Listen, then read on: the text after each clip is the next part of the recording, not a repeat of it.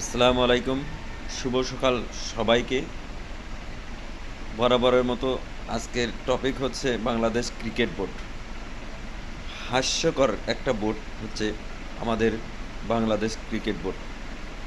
এরা মিডনাইটেও রুল পরিবর্তন করে বিশেষ কোনো প্লেয়ারের জন্য। আবার এরা বিশেষ কোনো প্লেয়ারকে না খেলার জন্য জাতীয় দলেও ভুক্ত করে। যার খেলার কোনো কথাই ছিল না জাতীয় দলে, সে এখন জাতীয় দলের খেলোয়াড় হয়ে গেছে। আমরা অবশ্যই ক্রিকেট প্রেমীরা আপনারা বুঝতে পারছেন আমি কার কথা বলছি। এটা হচ্ছে আমাদের এনামুল হক বিজয়, যিনি টেস্টের স্কোয়াডেই ছিলেন না।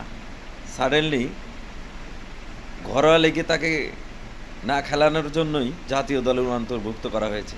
এটা ভাই আমার কথা না, এটা হচ্ছে সকল নিউজ পেপার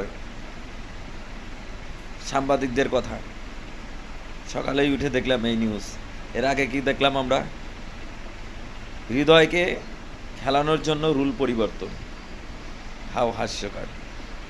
আসলে বাংলাদেশ ক্রিকেট বোর্ড কিভাবে যে চলছে এটা আপনারা ভালো বুঝতে পারেন, যারা ক্রিকেট বোঝেন, যারা ক্রিকেটের সময় দেন, ক্রিকেটকে সময় দেন, ক্রিকেটকে ভালোবাসেন, তারা অবশ্যই জানেন যে এরা কীভাবে আমাদের ক্রিকেটকে ধ্বংস করছে।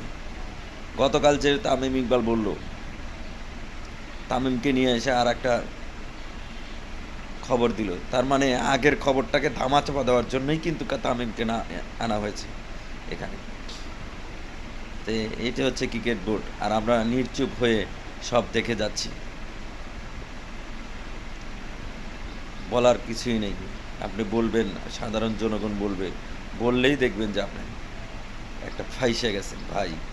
এমন একটা দেশে বসবাস করি ভাই, সব রাজনীতিবিদ প্রায় সমানই। ভালো থাকবেন। আসসালামু আলাইকুম।